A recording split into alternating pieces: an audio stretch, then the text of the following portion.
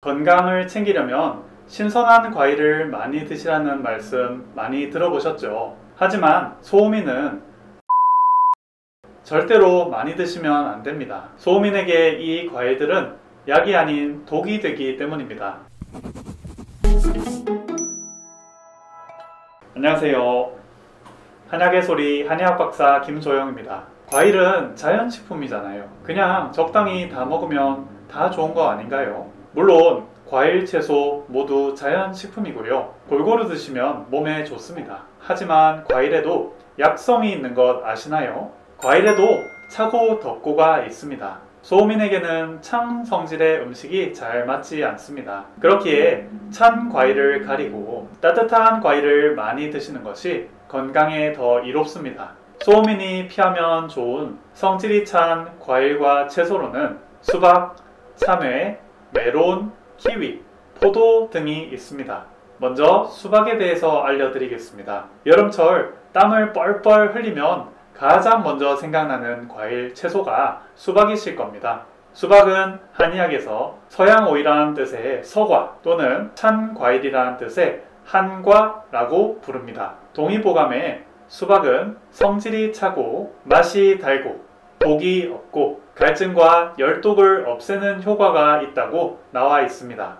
그런데 소음인이 여름철에 덥고 땀을 흘린 상태에서 수박을 먹게 되면 설사를 할 가능성이 높아집니다. 땀을 내면서 속이 차가워졌는데 거기에다가 수박을 먹게 되면 몸 속에 냉기가 엄청나게 심해지기 때문입니다. 그렇기에 몸이 찬 소음인의 경우는 더운 여름철에도 수박을 조금씩 조심해서 드시는 것이 좋습니다. 두 번째는 바로 참외입니다. 참외는 상대적으로 신장 방광 쪽을 보강해주고 위장과 폐 쪽의 열을 식혀줍니다. 동의보감에 보면 참외는 갈증을 먹게 하고 가슴이 답답하고 열이 나는 증상인 번열을 잠재우고 소변을 잘 보게 하고 우리 몸에 막힌 기운을 소통하게 하며 기침을 먹게 하고 가래를 삭히는 효능이 있습니다.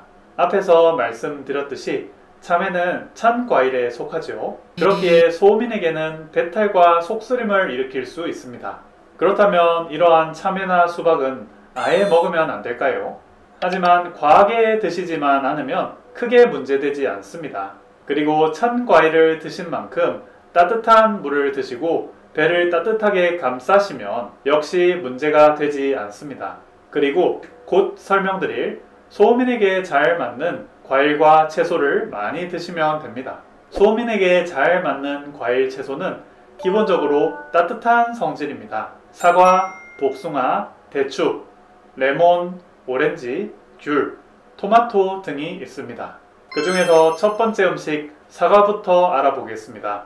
동의보감에 보면 사과는 심장 기운을 보강하고 위장을 조화롭게 하며 중초, 즉 몸의 가운데에 있는 기관들의 모든 기운 부족을 보강한다고 되어 있습니다. 몸을 보강하는 효능이 강해서 소음인에게 안성맞춤입니다. 사과는 알칼리성 식품으로 식이섬유는 혈관에 쌓이는 유해 콜레스테롤을 몸 밖으로 내보내주고요. 유익한 콜레스테롤을 증가시켜서 동맥경화를 예방해줍니다. 칼륨은 염분을 배출시켜서 고혈압 예방과 치료에 도움을 줍니다. 수용성 식이섬유인 펙틴 또한 위액의 점도를 높이고 악성 콜레스테롤을 내보내어 급격한 혈압 상승을 막아주고요. 페놀산은 체내의 불안정한 활성산소를 제거시켜서 뇌졸중을 예방해줍니다. 사과에 함유된 케세틴은 폐 기능을 강하게 해서 담배연기나 오염물질로부터 폐를 보호해줍니다. 피로물질을 제거해주는 비타민C와 유기산도 풍부하게 들어있습니다. 사과산은 어깨 결림을 감소시켜주는 효과도 있습니다.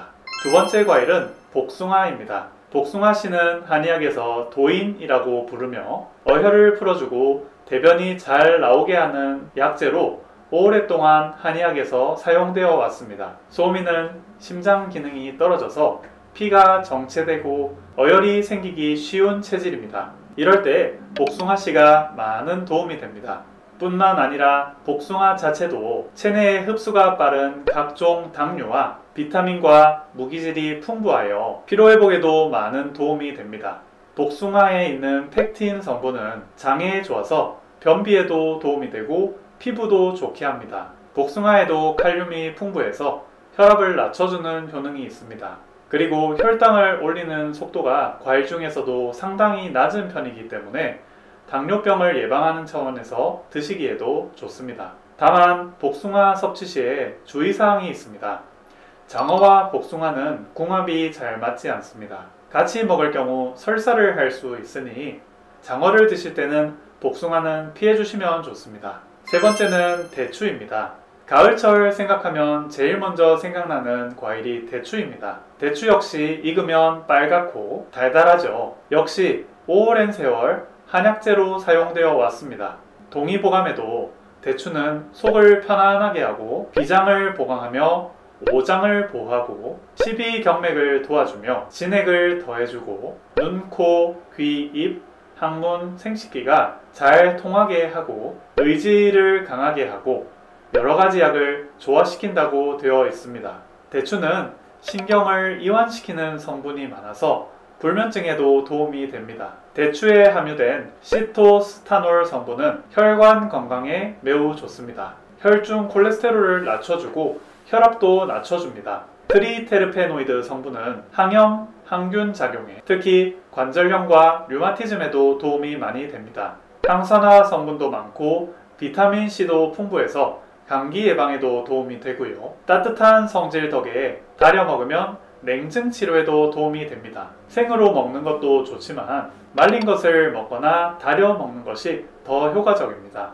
열량이 많기 때문에 다이어트 시에는 너무 많이 드시는 것은 좋지 않습니다. 네 번째로 레몬, 유자, 오렌지, 귤입니다. 비타민C가 많아서 감기를 예방하고 피부 트러블 치료에 효과가 있습니다. 기억력을 향상시키고 스트레스 시에 생기는 호르몬인 코르티졸을 저하시켜서 스트레스를 이겨내는 데도 도움을 줍니다. 구연산은 피로 회복을 돕죠. 그리고 췌장액의 분비를 증가시켜 주어서 소화력 증강에도 도움이 됩니다. 카로티노이드와 폴리페놀이 풍부하게 함유되어 있어서 세포 손상을 예방하고 노화를 늦춰주고요. 심혈관 질환을 막아줍니다. 마지막으로 토마토입니다.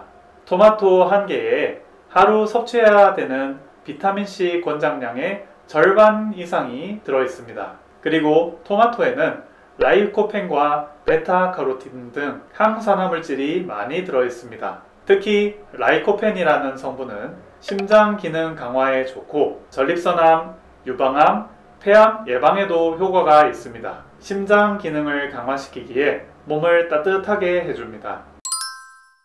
이번 시간에는 소민에게 해로운 과일과 이로운 과일에 대해서 알아보았습니다. 모든 과일은 과당이 많기에 저녁에 드시기보다는 아침과 점심에 드시면 더욱 좋습니다. 그리고 후식으로 드시기보다는 식전에 드실 것을 권해드립니다. 지금까지 한약의 소리 한약박사 김조영이었습니다.